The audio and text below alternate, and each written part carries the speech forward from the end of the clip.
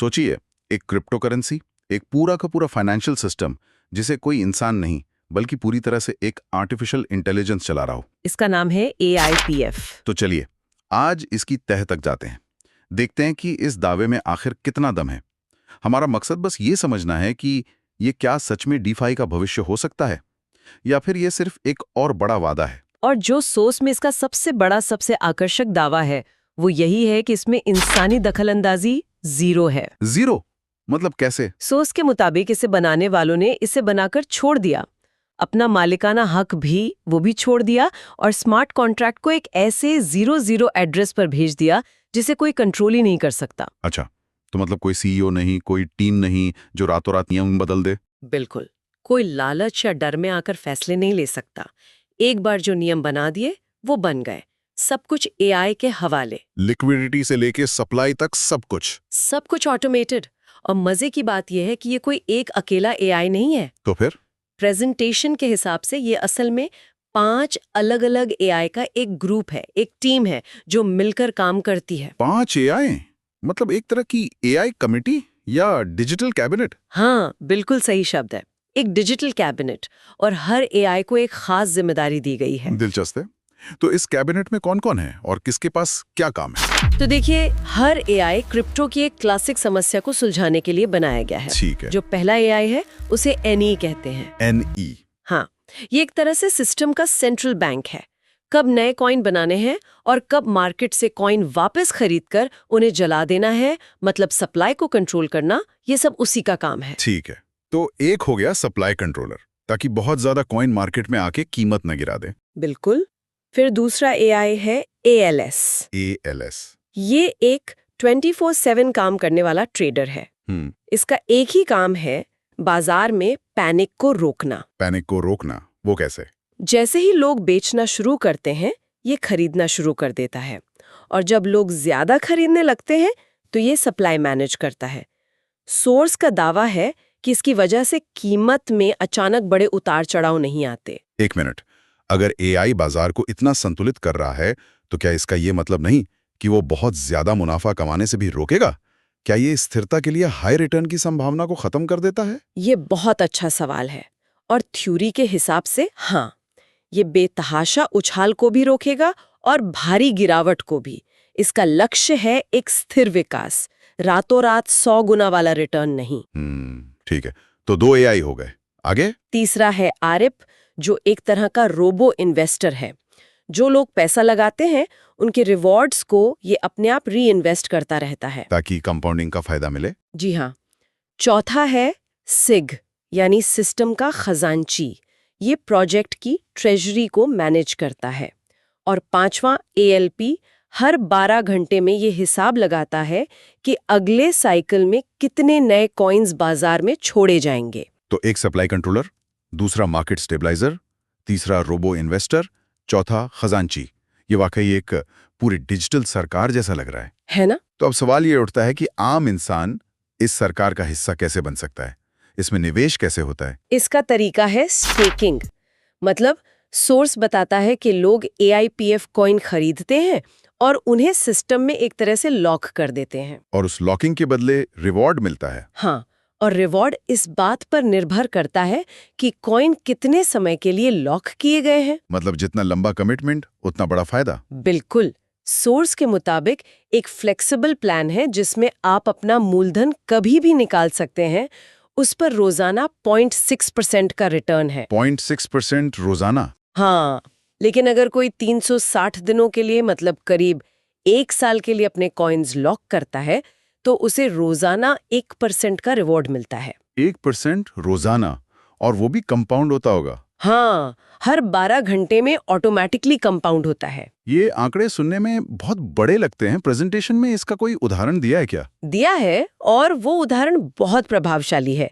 Source कहता है कि अगर कोई 100 कॉइन 1 साल के लिए 1% रोजाना पर स्टेक करता है तो कंपाउंडिंग की वजह से साल के अंत में उसके पास 100 कॉइन नहीं, कितने? 3627 कॉइन होंगे। क्या बात है! मतलब सिर्फ कॉइन्स की संख्या में 36 गुना की बढ़ोतरी।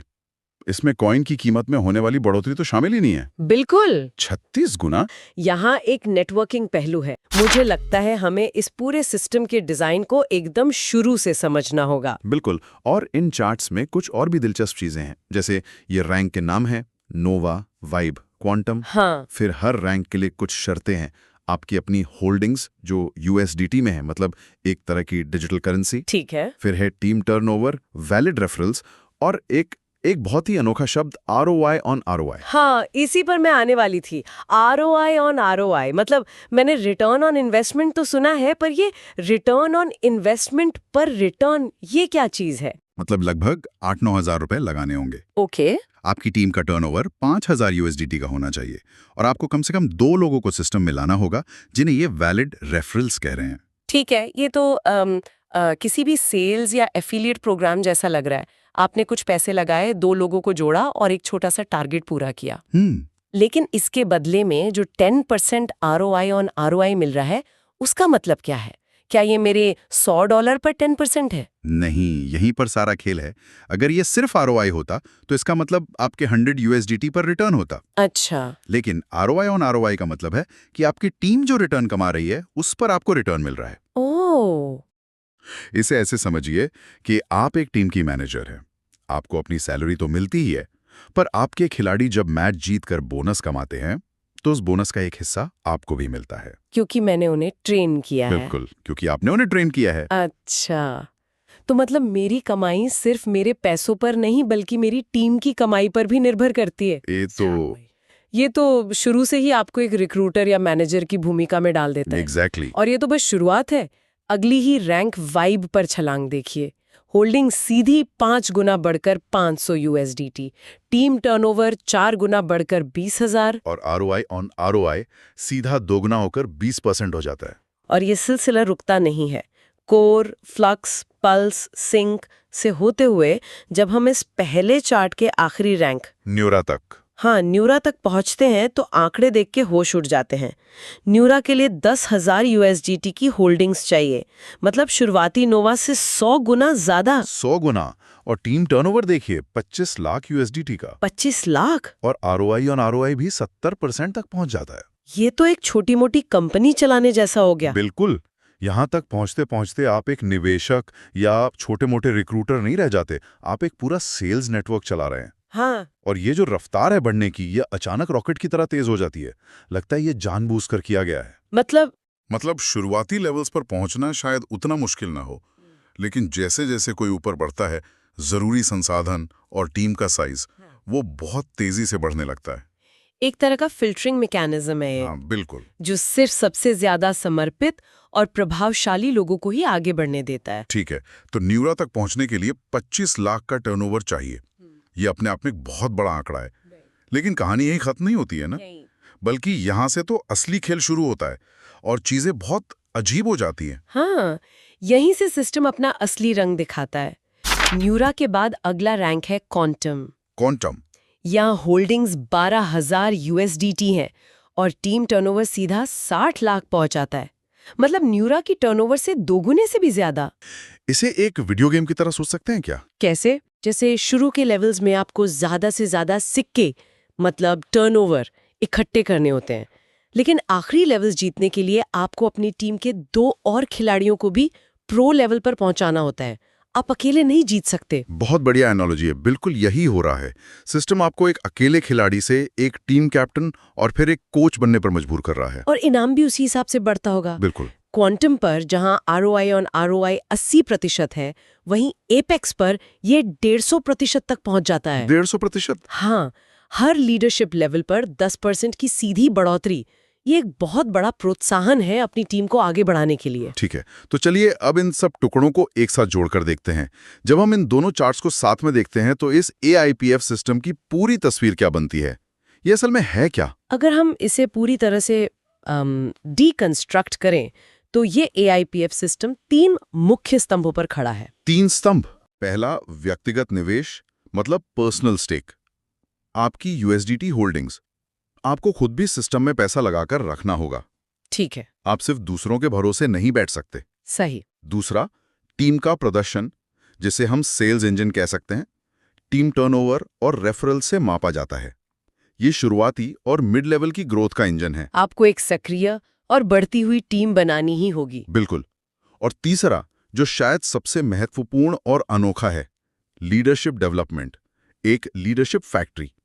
ऊंचे स्तरों पर आपकी तरक्की इस बात पे निर्भर करती है कि आप अपनी टीम के सदस्यों को कितना प्रमोट कर पाते हैं। और इन तीनों स्तंभों को एक साथ चिपकाकर रखने वाला गोंद है ROI ऑन ROI। अब ये शब्द ज्यादा समझ में आ रहा है। ये सिर्फ एक कमीशन नहीं है, नहीं, ये इस पूरे इकोसिस्टम का ईंधन है। एकदम सही। ये शब्द ही इस संरचना की आत्मा है। ये सुनिश्चित करता है कि हर स्तर पर हर व्यक्ति की सफलता उसकी टीम की सफलता से जुड़ी हो। आपकी कमाई सिर्फ आपकी नहीं है, ये आपकी पूरी टीम के प्रदर्शन का नतीजा है। ये एक ऐसा इकोसिस्टम बनाने की कोशिश है, ना कि सिर्फ एक रैंकिंग की सीढ़ी जहां आप दूसरों को नीचे धकेलकर ऊपर चढ़ते हैं। यहाँ आपको दूसरों को ऊपर खींचना पड़ता है। खींचना ही पड़ता है। मतलब रणनीति हर लेवल पर पूरी तरह से बदल जाती है। अब मैं अपनी कमाई निकालना चाहता हूं, क्या होता है? हाँ, तो जैसे ही आप विड्रॉ बटन दबाते हैं, खेल शुरू होता है। सिस्टम आपसे पूछता है कि आप कितनी जल्दी पैसा चाहते हैं। मतलब? अगर आपको तुरंत निकासी चाहिए तो आपको 20% की भारी भरकम फीस देनी होगी। 20%? जी हाँ, लेकिन अगर आप 60 दिन इंतजार करने के लिए तैयार हैं तो ये फीस 0 हो जाती है और बीच में अलग अलग दिनों के लिए अलग अलग फीस है। तो धीरे धीरे पैसे रिलीज करने का लॉजिक तो समझ आता है, ताकि मार्केट में अचानक सप्लाई ना बढ़े। लेकिन 60 दिन तक इंतजार कौन करेगा? ये एक तरह से सिस्टम को स्थिर रखने का तरीका है। लेकिन सबसे जरूरी बात यह है कि आप कोई भी विकल्प चुने, पैसा आपको एक साथ कभी नहीं मिलता। अच्छा। वो रोजाना छोटी छोटी किश्तों में रिलीज होता है। अगर आपने 10 दिन का विकल्प चुना तो आपकी कुल रकम 10 दिनों में बराबर हिस्सों में आपके वॉलेट में आएगी, ताकि बाजार में कभी भी एक साथ बड़ी बिकवाली का दबाव ना बने। बिल्कुल ठीक है, यहाँ तक तो सब ठीक था, लेकिन अब वो हिस्सा आता है, ये टर्बो स्वैप। हाँ, तो चलिए देखते हैं हम इसे कुछ मिनटों में समझ पाते हैं या नहीं। कोशिश करते हैं। ये वाकई थोड़ा घुमावदार है। तो मान लीजिए आपकी निकाली हुई राशि किश्तों में आपकी एक खास टर्बो वॉलेट में आ गई है। ठीक है। अब आप उसे असल में बेचना चाहते हैं, मतलब AIPF को USDT जैसे स्टेबल कॉइन में बदलना चाहते हैं। ठीक है। यहीं पर टर्बो स्वैप काम आता है। बेचने की प्रक्रिया शुरू करने के लिए सिस्टम एक शर्त रखता है। क्या शर्त? शर्त ये है कि जितने डॉलर के AIPF कॉइन आप बेचना चाहते हैं, उतने ही डॉलर के USDT आपके बाहरी वॉलेट जैसे ट्रस्ट वॉलेट या मेटामास्क में पहले से होने चाहिए। एक मिनट, क्या अगर मुझे $100 के AIPF बेचने हैं तो मेरे वॉलेट में पहले से 100 USDT होने चाहिए? ये तो बड़ा अजीब है। मैं तो USDT पाना चाहता हूँ, देना क्यों पड़ेगा? यही तो सारा खेल है। इसे ऐसे समझिए जैसे ये एक खरीदो एक बेचो का नियम है। एक खरीदो एक बेचो? हाँ, जैसे ही आप $100 के AIPF बेचने की प्रक्रिया शुरू करते हैं, सिस्टम आपके बाहरी वॉलेट से वो 100 USDT लेता है और तुरंत खुले बाजार से $100 के AIPF कॉइन खरीद लेता है। ठीक है। और इन खरीदे हुए कॉइन्स को 12 घंटे के लिए लॉक कर दिया जाता है। हाँ। और सिर्फ इस खरीद के पूरे होने के बाद ही आपके वो मूल $100 के AIPF, जिन्हें आप शुरू से बेचना चाहते थे, अब बिकने के लिए रिलीज होते हैं। अरे बाप रे। सोर्स ने डेक्स स्कैनर और डेक्स टूल्स जैसे प्लेटफॉर्म्स का हवाला दिया है। दावे के मुताबिक 100% लिक्विडिटी लॉक्ड है, जिसका मतलब है कि डेवलपर्स पैसा लेके भाग नहीं सकते। ये तो अच्छी बात है। और कॉन्ट्रैक्ट मिंटेबल नहीं है, यानी कोई अपनी मर्जी से नए कॉइन बनाकर सिस्टम में नहीं डाल सकता और कोई छिपा हुआ मालिक भी नहीं है। तो इस पूरी चर्चा को अगर हम समेटें, हमने AIPF नाम के एक प्रोजेक्ट की गहराई से पड़ताल की, जो पूरी तरह से AI द्वारा चलाए जाने वाले एक DeFi इकोसिस्टम का वादा करता है। और इसमें स्थिरता और विकास के लिए बहुत जटिल और अनोखे तंत्र बनाए गए हैं। इसका तकनीकी डिजाइन, खासतौर पर इसका विड्रॉल सिस्टम और ये टर्बो स्वैप, सप्लाई और डिमांड को काबू में रखने का एक बहुत ही साहसिक प्रयास है। नतीजा चाहे जो भी हो, ये टोकन इकोनॉमिक्स में एक आकर्षक केस स्टडी तो है ही कि कैसे एक सिस्टम खुद को इंसानी भावनाओं के असर से बचाने की कोशिश कर सकता है। और अगर हम सिर्फ सोर्स मटेरियल के नजरिए से देखें तो ये एक ऐसा मौका है जो जिंदगी बदल सकता है। क्रिप्टो की अगली बड़ी क्रांति। हाँ, जो अपने शुरुआती निवेशकों को मालामाल कर सकती है। अंत में इस प्रोजेक्ट का पूरा आधार इस एक विचार पर टिका है कि एक परफेक्ट तरीके से डिजाइन किया गया ऑटोमेटेड AI एल्गोरिथम एक स्थायी और लगातार बढ़ने वाला वित्तीय सिस्टम बना सकता है। क्योंकि उसमें से इंसानी भावनाओं की खामियों जैसे लालच और डर को निकाल दिया गया है। लेकिन यहाँ एक बड़ा सवाल सोचने के लिए रह जाता है। क्या होता है जब इंसान जो भारी रिटर्न कमाने की इच्छा से भरे हुए हैं इस परफेक्ट सिस्टम के साथ इंटरेक्ट करते हैं? क्या कोई भी एल्गोरिथम, चाहे वो कितना भी इंटेलिजेंट क्यों ना हो, सच में इंसानी लालच और घबराहट की अप्रत्याशितता का हिसाब रख सकता है? खासकर तब जब पूरी दुनिया का असली पैसा दांव पर लगा हो।